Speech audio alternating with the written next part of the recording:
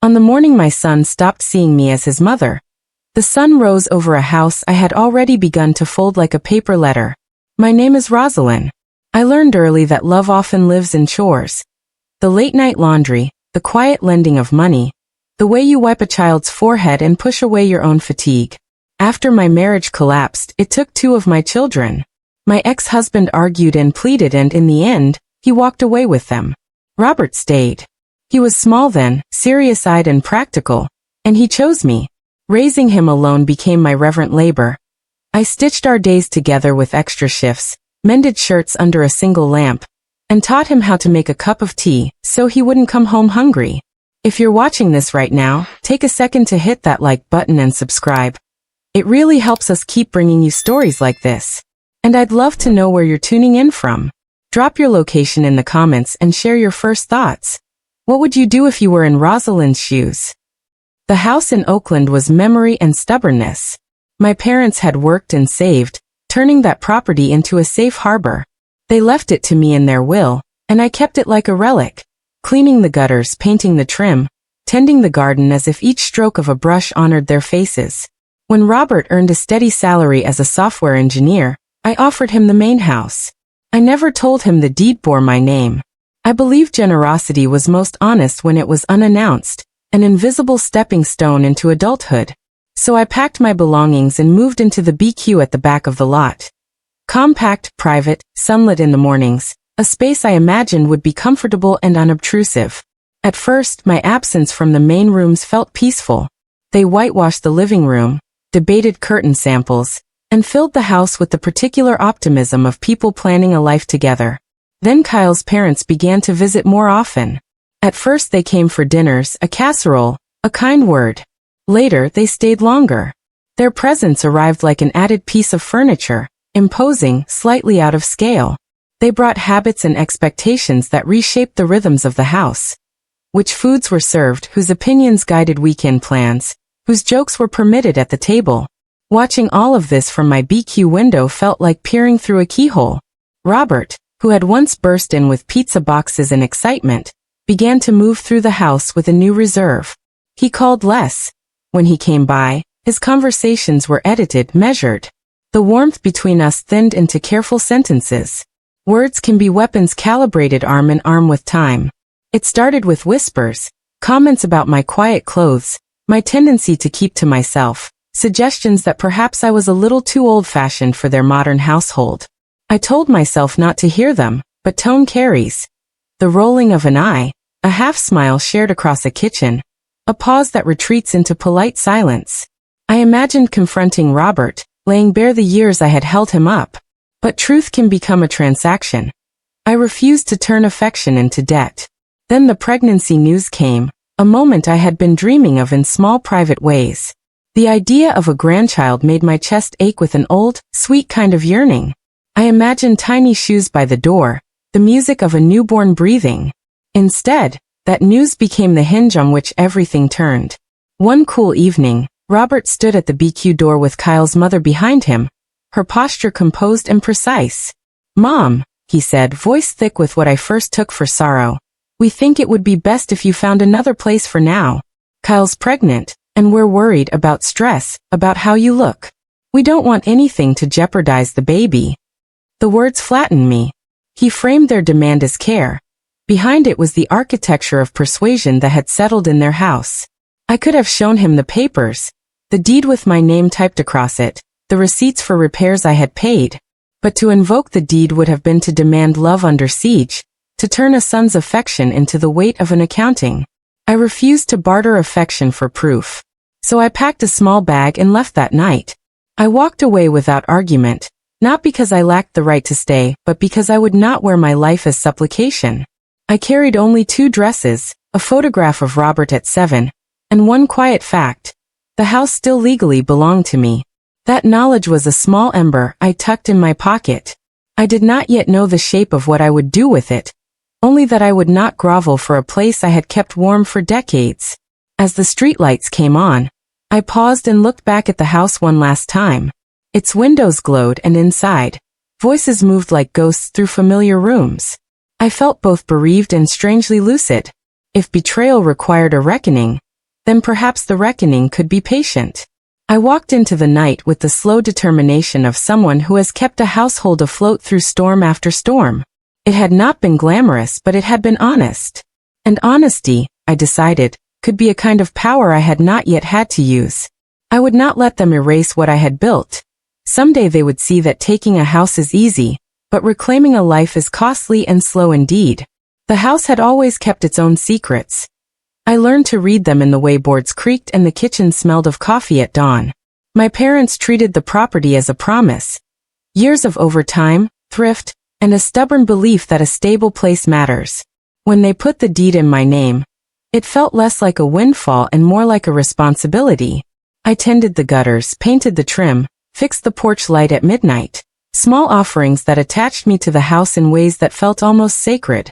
I could have told Robert the truth about the deed. Many nights the words sat heavy in my mouth. But I had watched other families unravel when gifts became obligations. I feared gratitude curdling into expectation.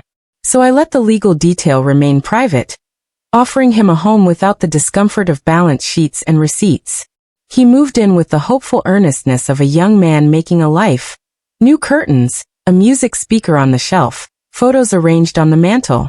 He paid for groceries, handled noisy repairs, and carried the visible work of homeownership. Behind the scenes, though, I kept the boiler serviced, the taxes paid, the emergency fund smoothed so their days would not stutter when pipes burst or roofs leaked. Keeping that silence meant I absorbed the friction.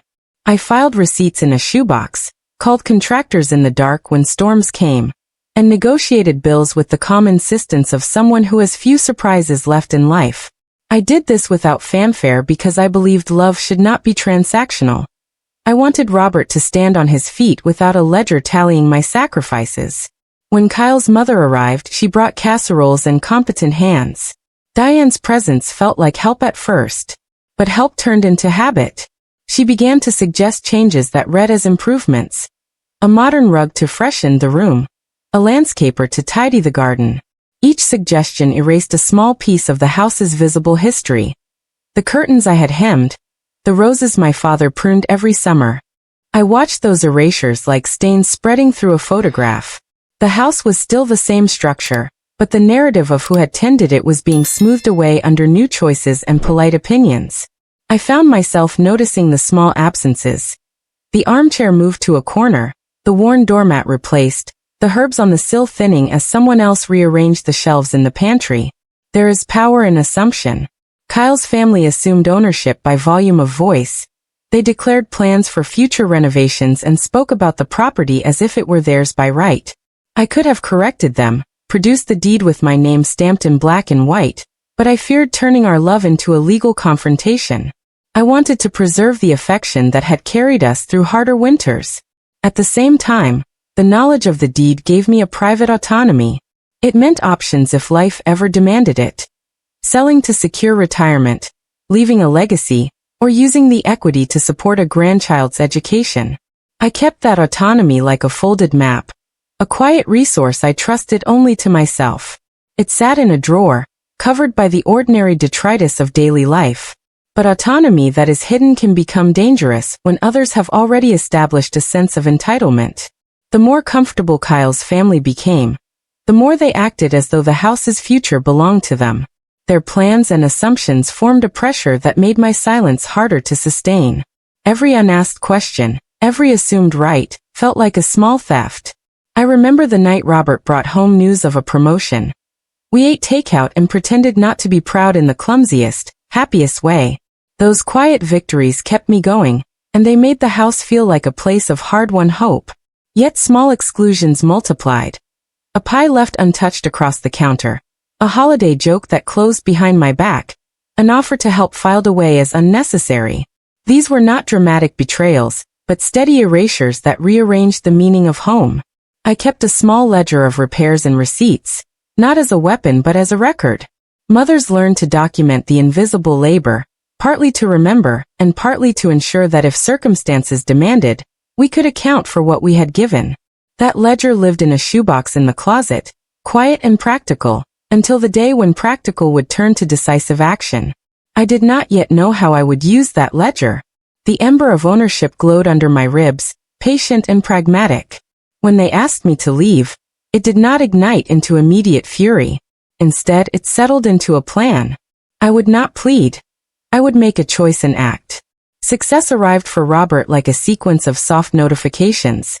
Each one small alone but together a chorus that reshaped how he saw himself. He had always been meticulous as a child. Patient with puzzles, precise with tools, a boy who read instruction manuals for pleasure. Those habits served him in adulthood. After college he landed a job at a mid-sized tech company that prized remote engineers. He worked late, wrote code that tightened systems, and slowly moved from junior titles into ranks that paid in stock and respect. The promotion that first mattered arrived in an email at midnight. He read it to me the next morning like a sacrament. We celebrated with takeout because we were practical people who celebrated the way we could. Office success also brought the social currency that rewires relationships. Networking dinners, lunches that came with business cards, and the polite camaraderie of peers whose problems could be solved with software. Robert's confidence grew not as a loud brag, but as a comfortable expectation. He began to think in terms of future plans. A new car, home improvements, a lifestyle that matched the scale his job implied. When Kyle returned to his life, steady, clever, precise, he felt he had found a partner who amplified his trajectory. She understood the rhythm of his work, and kept the home in ways that felt efficient and supportive. Her family, when they started visiting, seemed to Robert a kind of stabilizing force. Diane offered financial advice in a tone that made it feel like a perk, not a critique. Mark's practical fixes felt helpful, and the couple's sense of certainty was seductive to someone building a new life. Influence in family life is rarely blunt. It comes by degrees. Diane asked how they would budget for a mortgage. She suggested certain investments. She offered to help steward the household tasks in a tone that implied competence, not control. Robert, who had grown up on thrift and quiet stewardship, found her pragmatism reassuring. He began to fold her suggestions into his plans. From my window in the BQ I watched the subtle rebalance. Robert accepted opinions from his in-laws without debate. Where once he'd laugh and push back, he now folded ideas into his routine. He took down a photograph of us on the mantel after a soft suggestion about making space for new memories. He replaced my grandmother's quilt with a modern throw when someone casually opined that a contemporary aesthetic might suit them better. These were not violent acts. They were small gestures that rearranged the narrative of belonging. I noticed less of the boy who brought me tea at midnight when I worked. He called less, texted updates instead of visiting, and when we spoke, the tone was practical. Busy, Mum. Yet there were still moments of tenderness.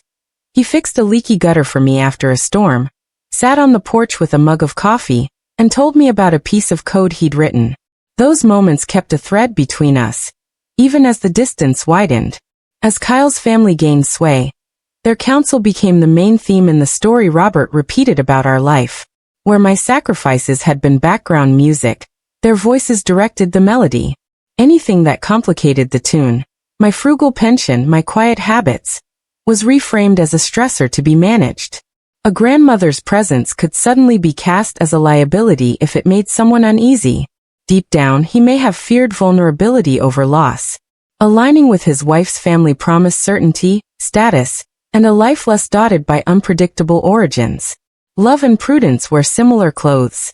By choosing comfort over confrontation, he bought peace in his household at the price of the relationship I had spent years building. He believed he was making the practical choice.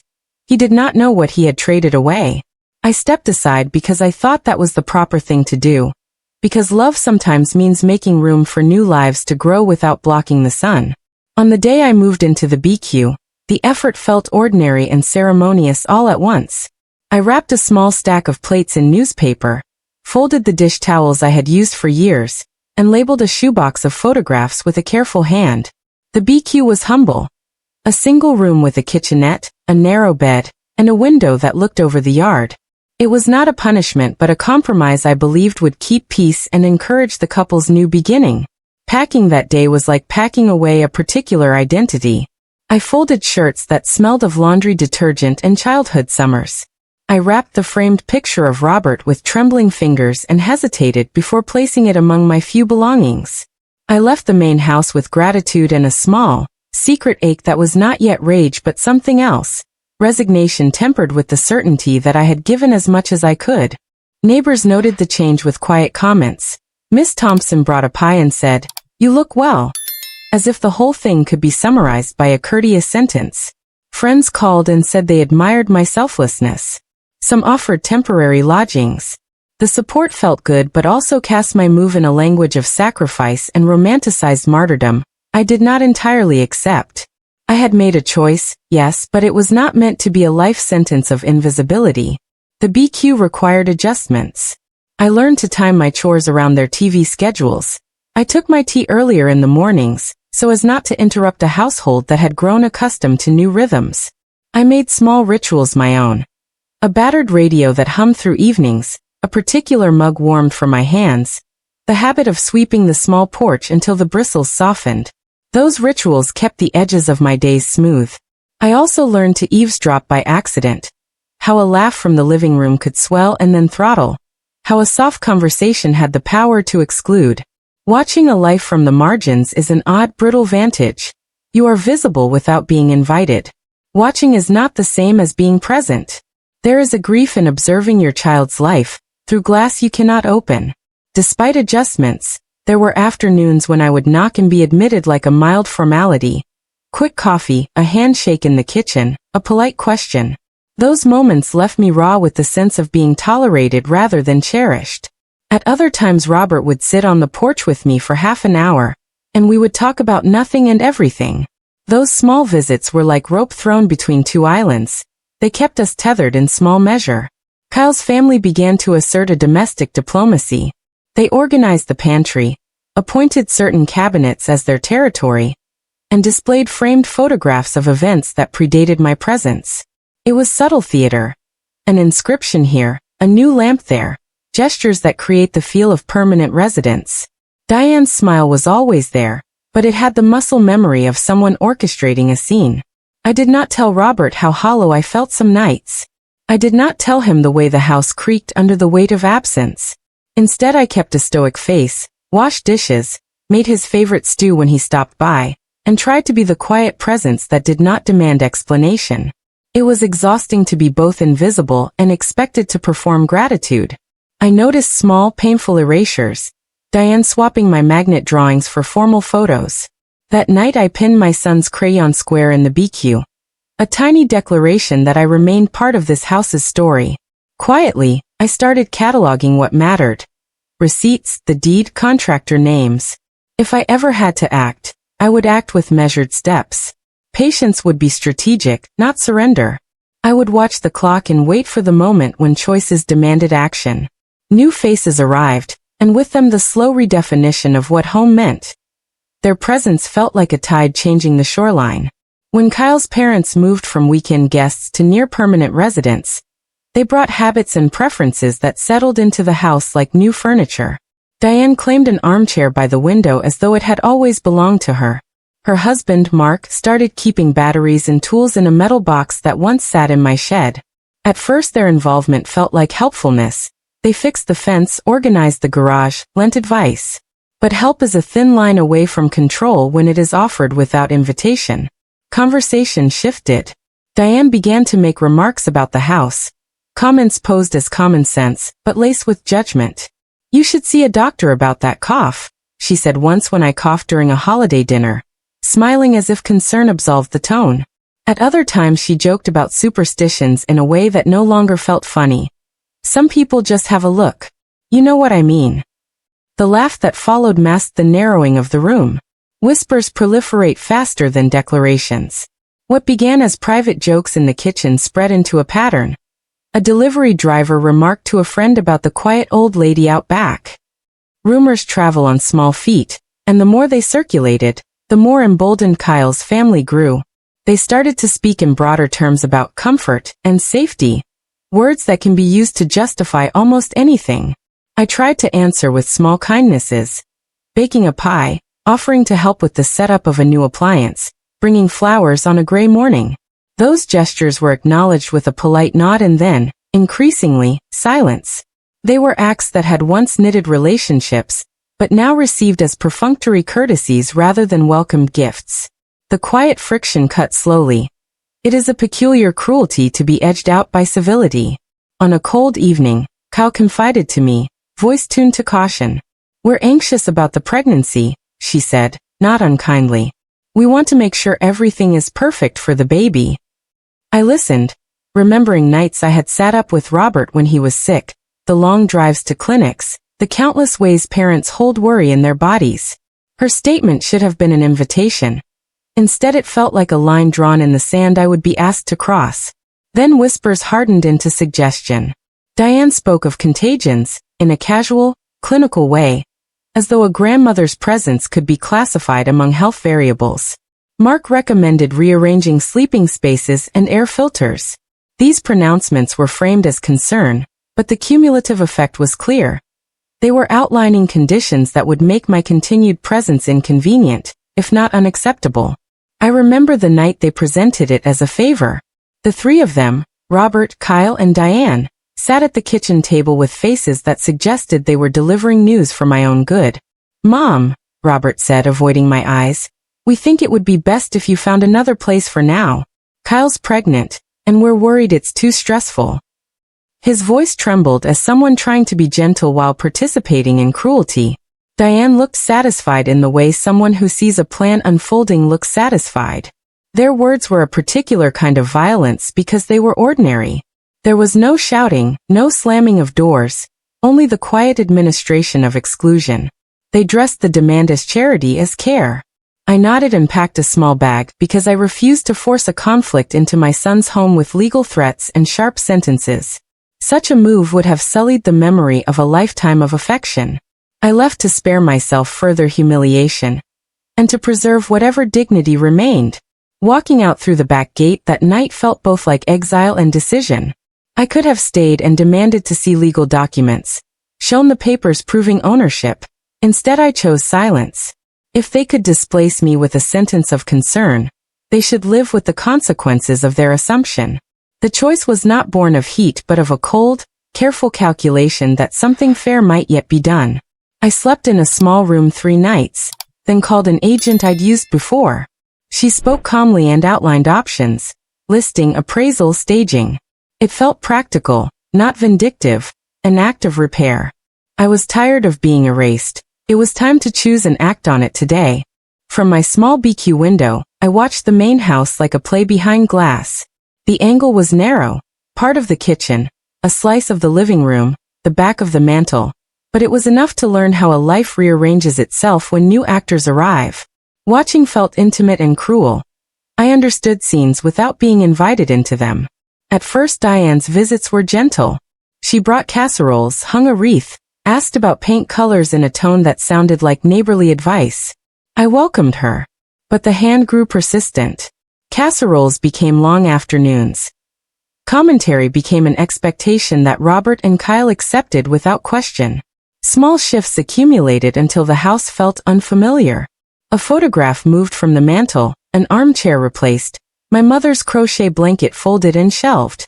Each erasure was quiet, a removal performed with the ordinary manners of polite people. It was not dramatic, it was efficient. And efficiency has a way of erasing memory. When I walked by the lawn they lowered their voices. Jokes that used to be ordinary now landed coldly. Comments about her ways. A laugh that cut without aiming to. Words that begin as jokes become truth when repeated enough. The phrase concern for the baby slipped into conversations like an explanation for everything that followed. Fewer visits, shorter phone calls, less room at the table. Robert altered.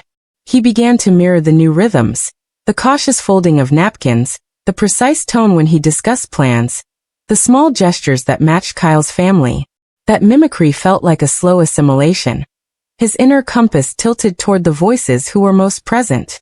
I tried small interventions to bridge the distance. Once I set a plate of warm scones on the back step with a note. For the family. It vanished quickly, acknowledged with a thank you but not brought to the table. Another time I fixed a stubborn cabinet hinge and left a simple note, repaired. No one mentioned it. It was as if my contributions were being uncredited. Neighbors offered sympathy in private and silence in public. People choose comfort over confrontation. Their reluctance made my exile easier for everyone. A child from next door once called out, "Is your grandma home?" It landed like a bruise. I corrected him, gently, but names are malleable when repeated. Inside, decisions were being made with a certainty that felt preemptive. Diane planned furniture layouts and proposed storing sentimental items for safekeeping. They spoke of air filters and cleaning schedules in ways that suggested my presence was a variable they preferred to minimize. Each logistical decision felt polite and decisive. Sometimes Robert would come to the porch and sit with me. Those visits were precious, brief restitutions of the boy who once burst through the door with pizza boxes. He would speak of code, deadlines, and office gossip. I would laugh and listen. But such moments became rarer. His visits shortened, his smiles seemed scheduled. What gnawed at me was the language used to justify exclusion.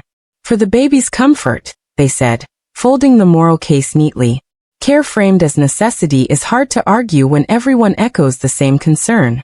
I could have shown the deed, the receipts, declared my ownership.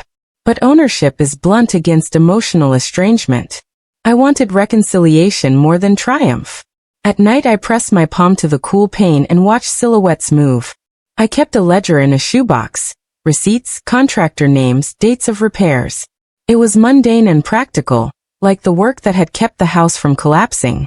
The ledger was not a threat then. It was a record, a quiet assertion that I mattered. Shadows teach you how to read light. Watching them taught me to be deliberate.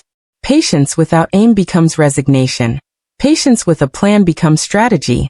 I began to think in terms of action that wasn't loud but could not be ignored. Resources that were legal and immovable. I would wait for the precise moment when silence no longer served me, and the ledger became a map to a different future. Until then, I cataloged everything. Each small insult, each omission, each polite avoidance went into my shoebox beside the tax receipts. In the quiet between watching and deciding, I learned to move like a woman who has kept a household afloat through storms. Steady, economical, patient for the right tide. The window framed a life I had built, and though it narrowed my view, it sharpened my aim. One evening after a storm, Robert came by late, soaked to the collar and apologizing for not calling sooner. He stood on the porch, hands clasped, and for a fragile second his face returned to the boy who once loved mud pies and midnight stories. He touched my hand and said, "You did so much for me, Mum," then immediately followed with a hurried list of nursery items and timelines. It felt like a swung door, an admission half opened and then closed again. I considered confronting him then. I imagined laying the deed on the kitchen table, watching his face change as understanding dawned. I pictured him trying to apologize and fix what had been broken. But the thought of reducing our bond to documents felt hollow. I wanted his recognition to be genuine, not coerced by evidence. So I kept the ledger where it had always been, in the shoebox under the sweater drawer. I allowed myself a private resolve. Patience with purpose. I would not let their ease become my erasure. I planned to act when time demanded. Soon. Rumors rarely explode. They accumulate slowly, like dust settling on a shelf. A joke at a dinner table, a shrug in a hallway. These small gestures grew into a narrative about me. Diane had a knack for shaping perception. She offered comments that sounded like concern but landed like accusation. "She's eccentric," she would say, smiling, then pivot conversations as if declaring a fact. At a holiday gathering, Diane leaned across the table and murmured, "People talk." The neighbor laughed uneasily. The tenor of the room shifted. "She's a little odd," someone added. The phrase odd became a shape for a new story.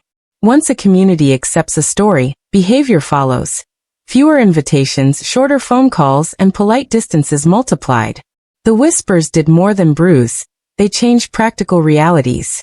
Deliveries were rerouted, neighbors started avoiding eye contact, and love notes between friends disappeared into silence.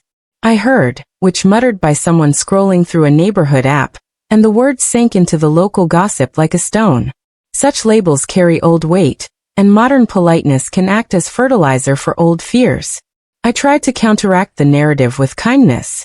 I left a batch of bread at the back door marked for the family, volunteered to fold baby clothes, and wrote a short note to a neighbor offering help. Those gestures were received politely, and then largely ignored. Kindness, it turned out, does not always displace suspicion. In some cases it polishes the very surface that conceals judgment. What hurt most was how the whispers reached Robert. He began to repeat phrases I had never used. "We want to keep things calm for Kyle," he said, and the sentence felt like a verdict.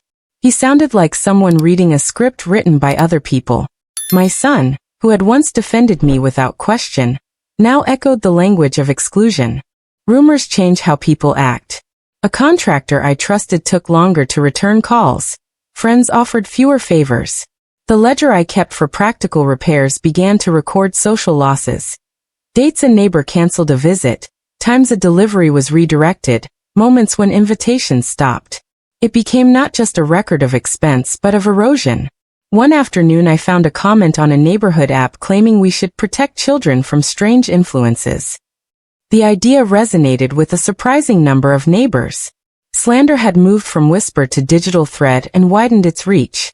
At a school event a volunteer I had helped said, "We just want to be careful." And the words shut the door on conversation. When I asked Kyle about her family's tone she said, "Mom, it's complicated. We're being cautious for the baby." Her tenderness came wrapped in an excuse, and I felt the space between us grow. The ledger in my shoebox recorded more than repairs now. Dates when a friend declined a weekend coffee, times a contractor delayed a call, instances when invitations stopped. These omissions formed a map of social contraction. Still, small rebellions kept me steady. I planted herbs in the BQ window and tended them with ritual care.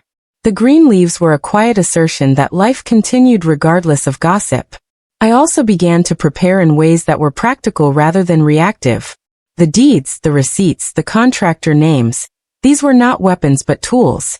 If whispers could rewrite reputations, then facts could restore clarity. I did not want to humiliate my son, or make our family spectacle. I wanted recognition and fairness.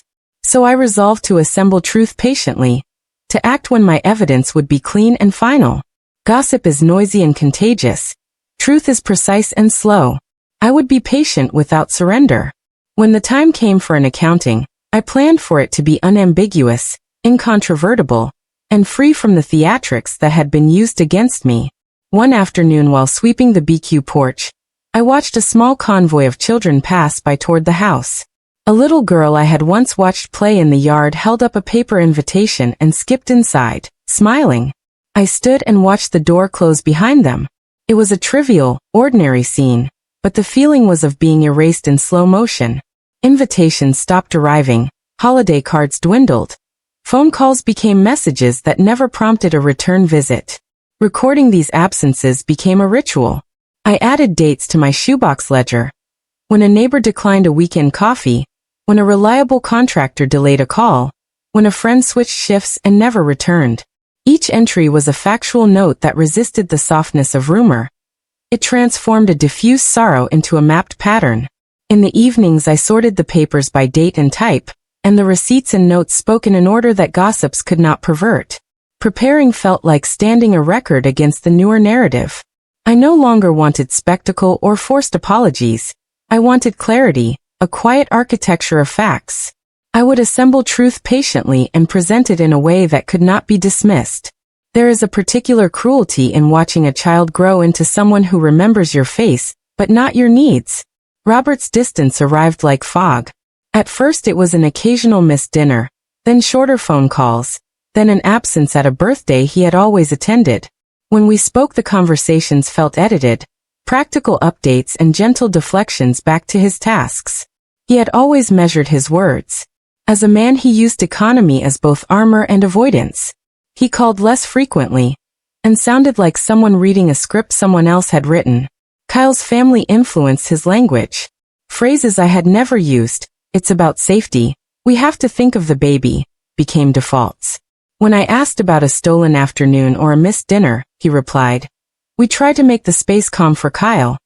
As if those words excused everything. Once he sat on the porch during a rain. For a few minutes he was the boy who brought pizza, the man who could laugh at a small victory at work. Then Diane pulled into the drive, and he straightened, regaining a rehearsed composure. He left with a quick embrace that tasted like apology without depth. Avoidance became habit.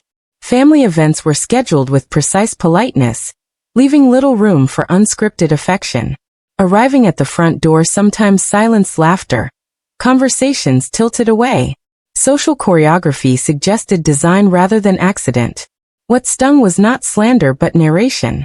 Robert began relaying second-hand judgments as objective truth. People get worried, he said once, as though he had adopted their perspective. Being narrated by your child is a particular betrayal. I imagined confronting him with the deed and the receipts, laying them as if on a table and watching recognition dawn. But evidence can turn affection into accounting. I hesitated. Instead, I used memory as a bridge. I told stories of scraped knees and midnight costume sewing, not as accusations but invitations to remember. Sometimes it worked. Sometimes he listened politely and moved on. We had one argument that left a visible crack. I asked why he had not defended me when Diane made a snide remark at a relative's house. He said, "Mom, I didn't want to cause trouble. We have to think of Kyle." The phrase "cause trouble" became a verdict that barred empathy. He sought me out in private for counsel about work. He wanted comfort and practical advice. I gave both without complaint. I did not use his confessions as leverage. Loving someone who has strayed is an exercise in humility. Distance creates its own gravity. Small adjustments form orbits that steer people away. He shaped a life geometry that did not include me at its center. The more I reached, the more I discovered pressure often makes people pull further. Compassion braided with cowardice. He loved the peace that required little effort, but asked nothing of him. I could hardly blame him for choosing ease, but it hollowed the years I had invested. There were evenings when the absence felt like a physical emptiness in the living room where a man's voice used to be. I tried small gestures to keep a tether. A bowl of stew left in the BQ. A note on the table. A repair quietly finished. Sometimes they worked. Robert would come, sit for half an hour, and for a few minutes the old ease returned. He would tell me about a project at work, a colleague's mishap, and laugh as he used to. Those moments were precious. They tasted like return. But they were not enough. The more I reached to stitch us back together, the more I noticed how the world around him had rearranged. He spoke in the cadence of Kyle's family, measured, polite, cautious. At social gatherings he seemed more concerned about appearances than about the warmth that binds families. He evaded defending me in casual jests, or when someone's tone turned sharp. When I asked why he did not speak up, he said, almost apologetically, "I don't want to make things difficult." That answer felt like a small, sealed verdict. My actions became practical rather than theatrical. I scheduled an appraisal, asked a contractor for estimates, and consulted an attorney about my parents' estate documents. These were not acts of vengeance but steps taken by someone who had always kept the house running. A sequence of sensible calls and appointments. I did not announce them. I set them in motion like a slow clock that would not be hurried by gossip. I worried my preparations might push him further away. I feared the image of his mother as litigious might harden into a permanent view. Yet the alternative, waiting passively as exclusions multiplied, felt like consent to being erased. I chose the quieter route, methodical, calculated, and unostentatious. I hoped he would stumble across the truth, see the ledger of care, and choose reconciliation. If he did not, at least the facts would stand in my stead. Soon. When Robert called that morning with the news, I felt as if the house exhaled. The world seemed to pivot in a small, miraculous way. A new life promised, a loop closing. I had imagined this for years. Tiny clothing warming in drawers, the smell of baby shampoo in the kitchen, the sound of small shoes on hardwood. For a moment I thought all would be well, that the family would knit together around this fresh, hopeful center. Kyle's pregnancy had been hard one. They had tried and made plans. When the little pink line appeared on the test, their joy was luminous. They hugged me in the kitchen, and the smell of warm bread matched the feeling. For a beat I imagined myself rocking a grandchild and teaching them how to plant basil. But joy does not immunize you against friction.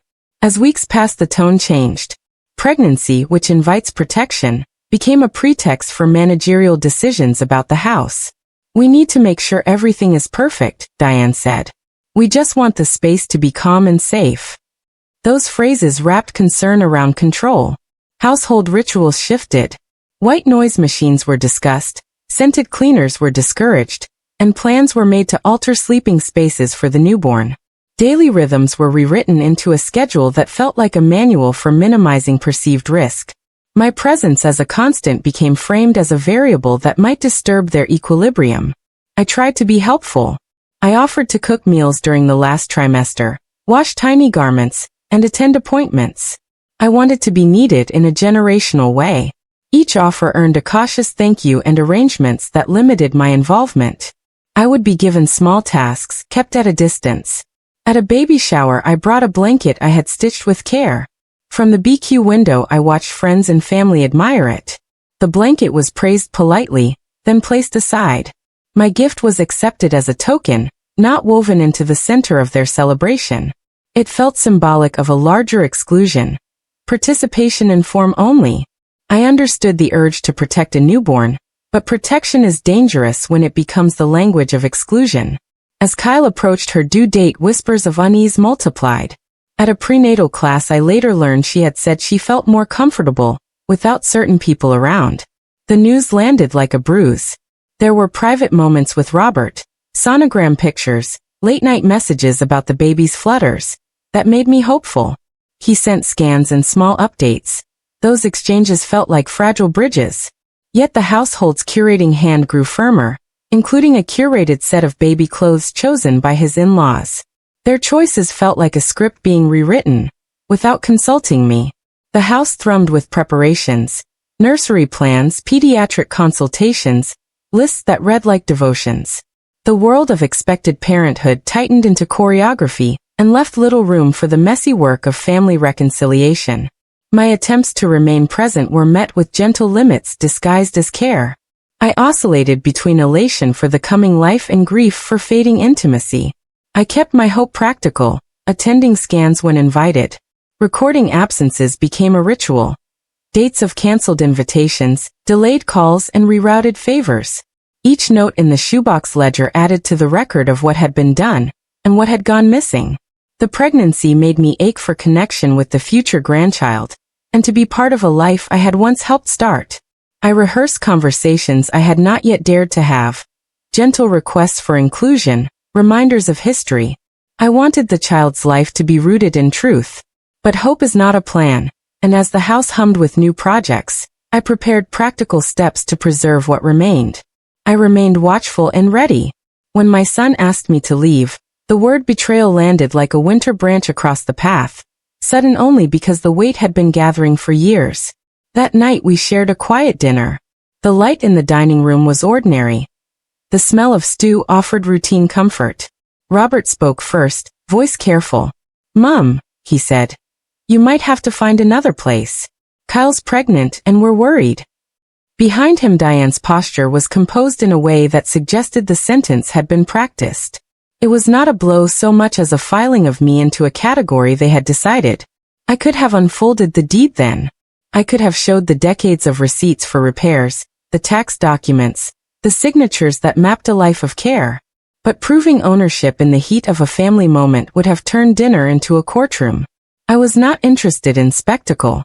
Instead, I packed a small bag, 2 dresses, a photograph of Robert at 7, my mother's silver spoon, and left quietly under a sky that did not judge. For 3 days I stayed in a rented room above a laundromat, listening to the steady thrum of machines. I did not post on social media or call attention to myself. I made practical preparations instead. I retrieved the deed, photocopied papers, and contacted a real estate agent I had once trusted. The work felt like reclaiming an instrument of truth, not swinging a weapon. It surprised me how quickly the household's certainty unraveled. When the real estate agent scheduled an appraisal and a photographer, realtors arrived at the door 3 days after I left. Robert answered, expecting perhaps a neighbor, but found professionals with folders and schedules. The agents spoke in the language of market values and dates. When they mentioned the listing, his face crumpled. Panic is often procedural rather than theatrical. Robert dialed numbers, called relatives, and sent messages that escalated in pitch. Diane moved from composed to frantic, blurting questions that demanded immediate answers. Who authorized this? Where did she go? The family's polished narrative could not hold when confronted with the immovable fact of ownership. That morning, phones became a chorus of disbelief.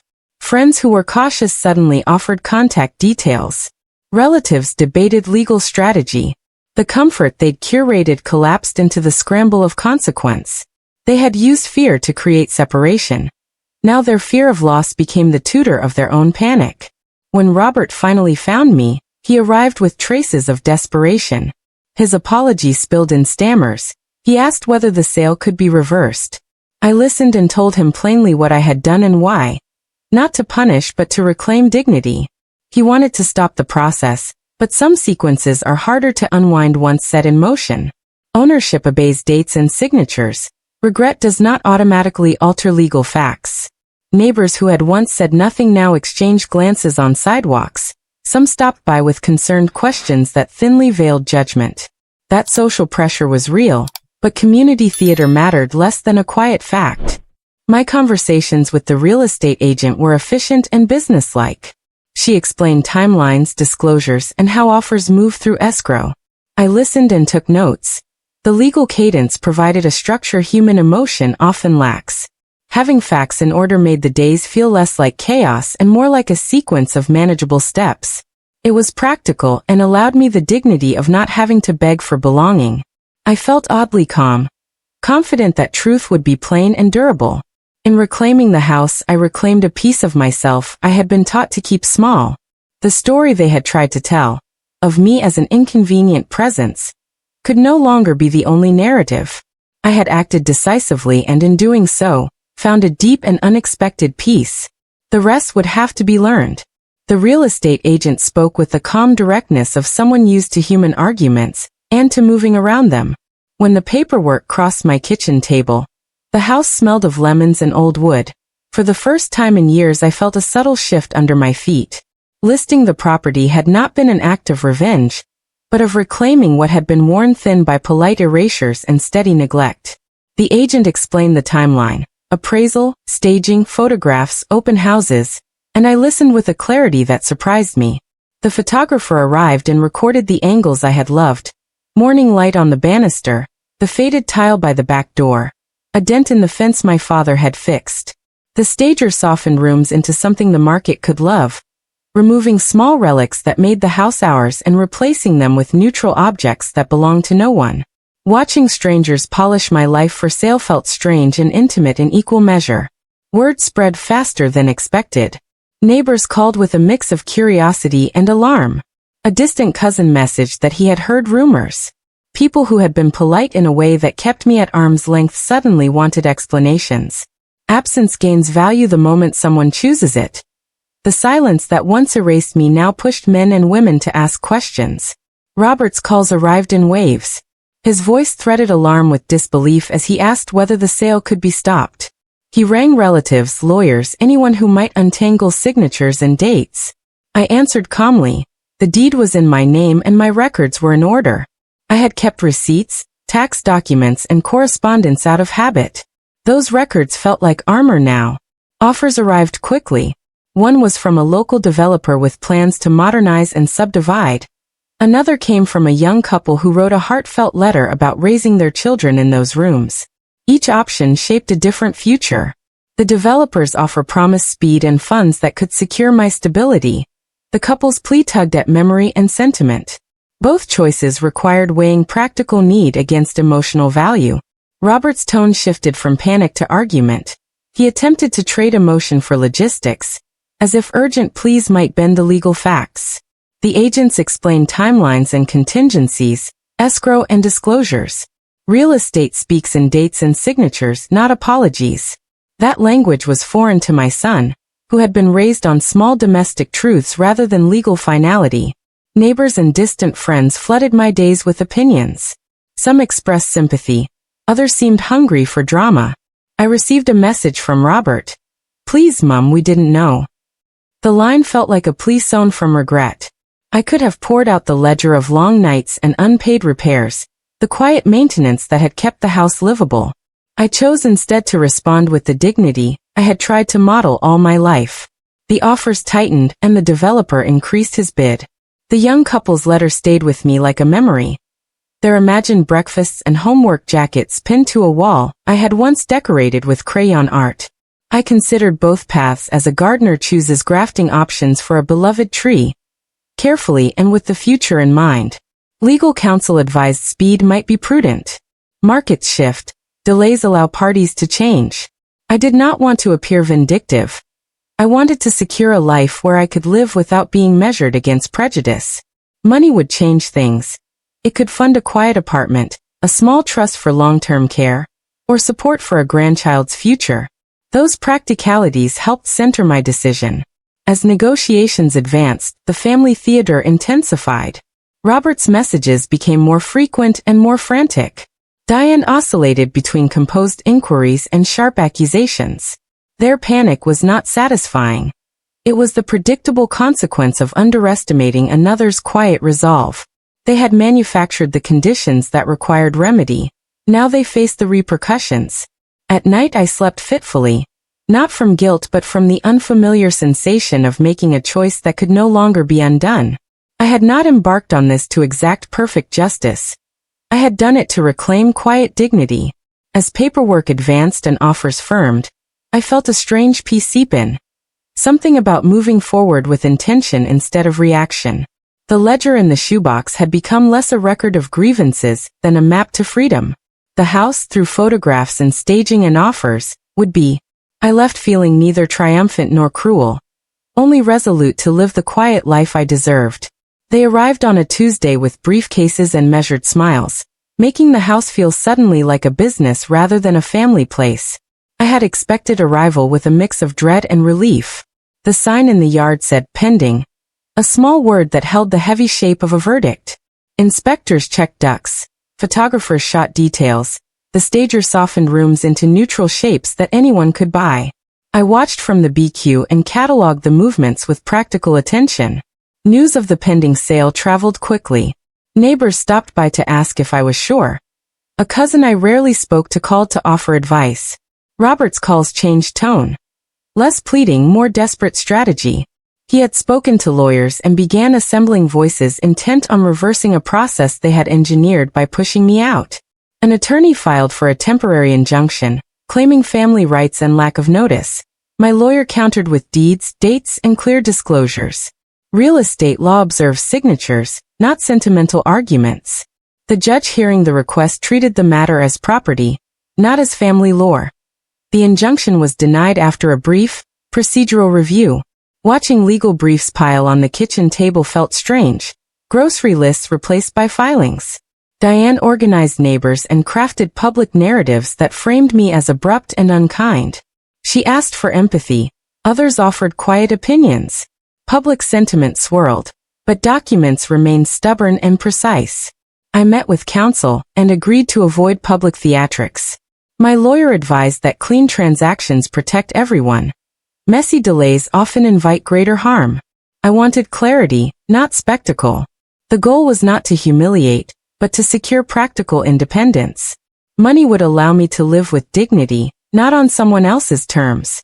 Competing offers arrived. A developer proposed subdivision and modernization with cash in escrow. A young couple sent a heartfelt letter pleading to preserve the home as a family haven. Both offers represented different values. Financial security versus sentimental continuity. Choosing felt like weighing different forms of future. Robert visited the agent's office, pleading for a retraction. The developer's representative was polite but firm. Once contingencies cleared, the sale could not be reversed. That reality hit him hard. He seemed to shift from indignation to a raw, stunned regret, calling relatives and leaving messages that grew more fractured by the hour. Neighbors picked sides. Some delivered casseroles and practical offers of help.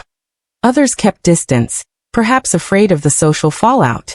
At a small neighborhood meeting, an activist argued that longtime residents faced the indignities of being edged out by market forces.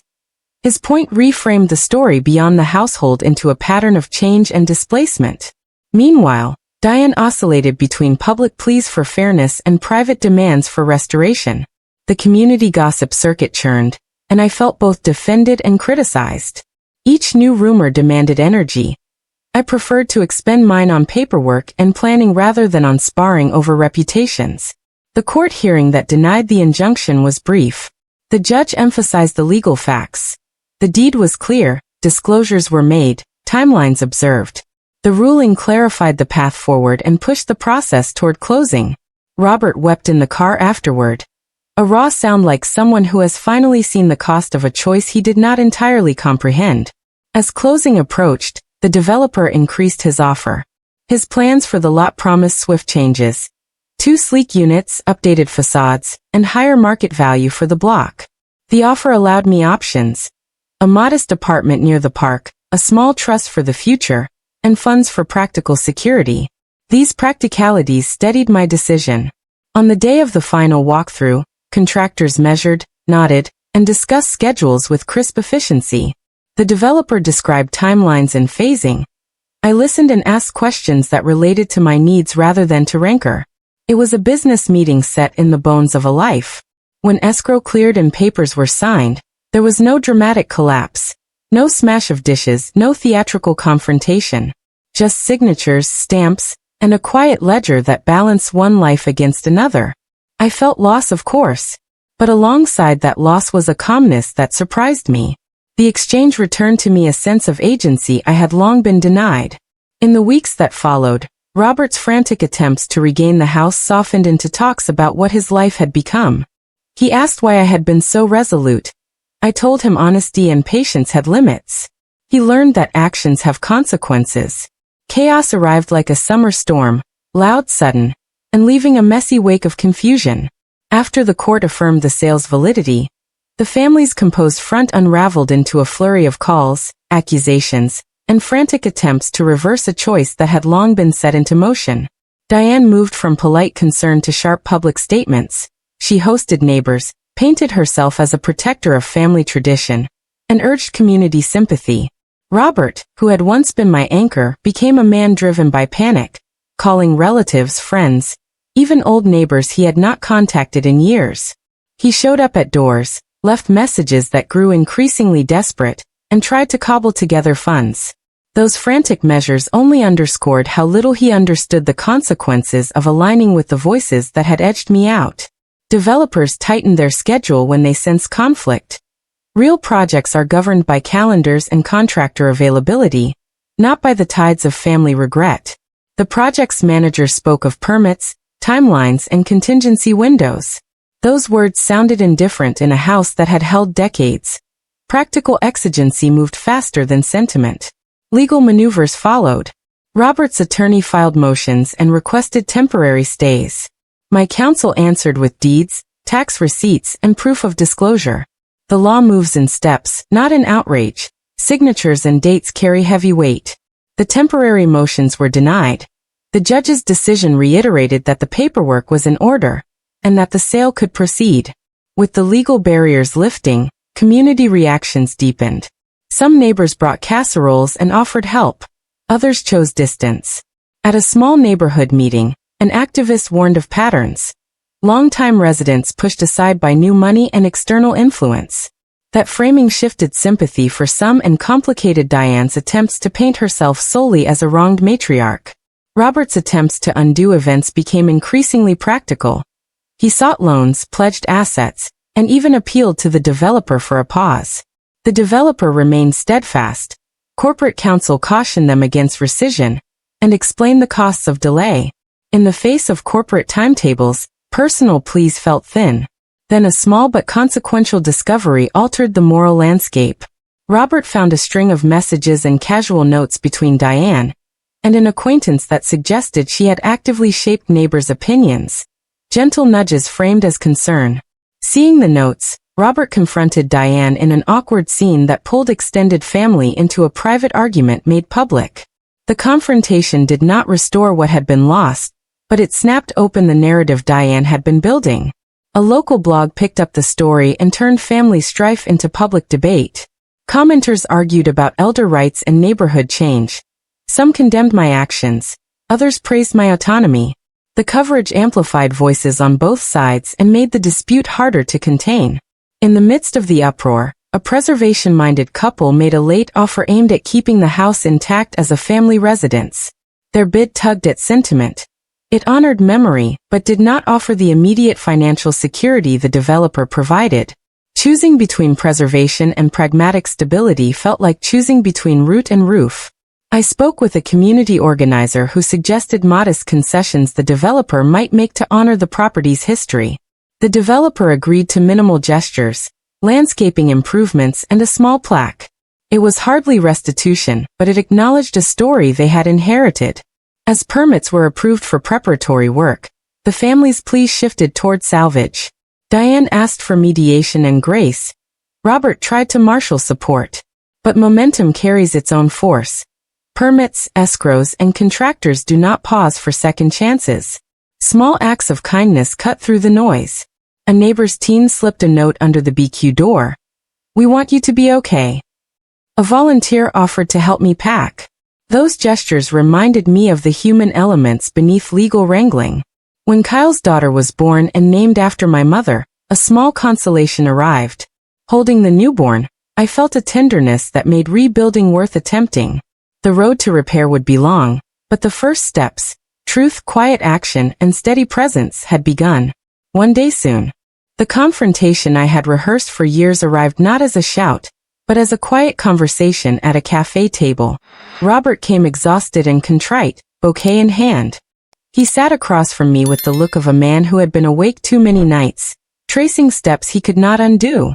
He began by describing the pressure he felt from Kyle's family, the whispered warnings about risks and comfort, and how easy it was to let others' concern become a script for his life.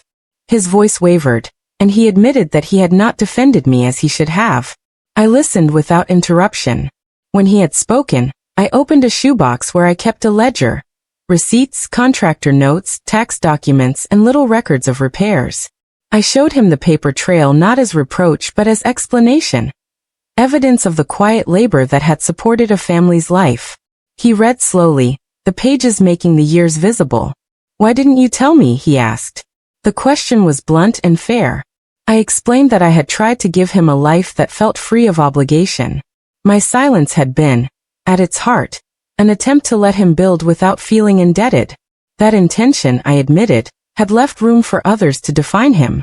He wanted to know why I accepted the developer's offer instead of the sentimental bid.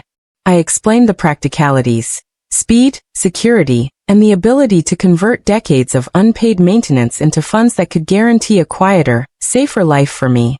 The developer's cash would allow me to rent a manageable apartment, create a small emergency trust, and reserve some funds for future needs.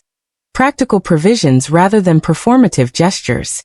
Robert's anger folded into regret. He said quietly, "I was wrong. I let others steer me." Tears came, and the apology he offered was simple, an admission rather than an expectation of absolution. I told him that forgiveness requires time and sustained action. It is built by presence, not by dramatic gestures. I suggested small, concrete ways he could begin. Regular visits, help with errands, and honest interventions when gossip started again. We sketched a modest plan. He would meet with a counselor to understand how influence had affected his decisions and learn tools to resist manipulative pressures. He would attend neighborhood gatherings and speak honestly about his mistakes. He would help with small, sustained acts of service that neighbors could see. Fixing a fence, volunteering at a senior center, being reliable in ways that slowly rebuilt trust. Over the next months his behavior shifted. He stopped avoiding certain neighbors and began offering help with mundane tasks. Leaky gutters, a community plot, fixing a fence. Little acts accumulated. Consistency rebuilt trust in ways grand apologies never could. Diane's posture softened publicly with a cautious apology, though private anger lingered.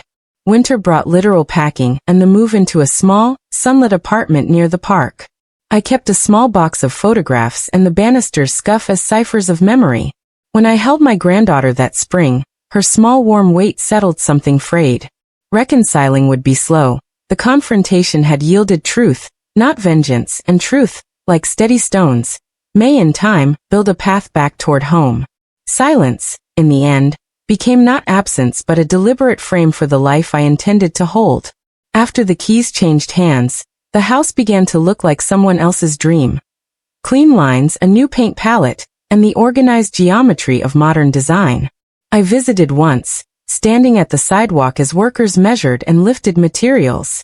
The site felt oddly peaceful rather than vicious. Time smooths edges, memory remains beneath the paint. In the months that followed, I settled into a quieter rhythm. My apartment was sunlit, practical, and close to a park where morning walkers nodded a familiar hello. I tended herbs on the sill and fed birds with crumbs. Small rituals that stitched days into ordinary comfort. Living smaller felt like choosing a scale that fit my needs. There was dignity in manageable steps, and in the refusal to be defined by other people's convenience. Robert changed slowly but visibly. He honored the commitments we'd sketched at the cafe. Regular visits, help with small errands, and an honest stance when gossip threatened to spread. He also volunteered at a local senior center, helping with repairs and serving meals. These practical acts were visible to neighbors and shifted some perceptions. He had to rebuild trust not by words, but by consistent presence. Diane's posture softened in public, but her private pride remained complex. She offered cautious apologies at neighborhood events and tried to bridge gaps with gestures of contrition. Some neighbors accepted these moves, others remained skeptical. Mending the social fabric required time and proof of genuine change. I used a modest portion of the sale to establish a community table fund. Monthly gatherings where elders could share food, stories, and modest stipends. The aim was simple, to foster connection and provide small supports for neighbors in need. A local paper covered the initiative, reframing my action from retaliation to public care. My granddaughter grew with the indifferent perfection of new life. Her laughter stitched small lights into days that had been dark. When she took her first steps on a cold morning, I felt tenderness without demand. Being present for her was not about reclaiming status, but about offering continuity and calm strength. At community gatherings, people gradually spoke of the change with less venom. Some neighbors thanked me for the table. Others expressed regret at not intervening earlier. Those quiet conversations signaled slow social shifts that follow honest, practical action. Repair, like grief, unfolds over time. There were nights when I wrestled with what had been lost, the shape of a home filled with quilts and toys. Loss is not fully mended, you carry it but sometimes transmute it into service. The memories lived in the banister scuff and tucked photographs, private anchors rather than public claimstones. As years folded, Robert matured into a man who understood how influence can reframe loyalty, and how much courage it takes to resist a chorus. He mentored a young neighbor, teaching carpentry and patience. Quiet acts that mattered more than declarations. What remained true was simple. Dignity cannot be borrowed, it must be lived. I chose to protect mine in ways that would not depend on apologies. My acts were modest investments in calm. On a bright afternoon years later, I stood in the small garden the community table maintained, and watched a child plant a sapling. The act felt symbolic. A tiny future rooted in soil made steady by patient work.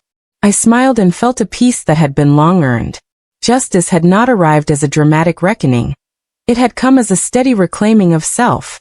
Truly, this story is inspired by true life events, though certain details, names, and places have been adapted for storytelling purposes. At its heart, it's a story about betrayal, sacrifice, and a mother's unshakable will to take back her dignity. Now I want to hear from you. Was Rosalind right for the way she handled her revenge, or should she have chosen a different path? Drop your take in the comments section and let's talk about it.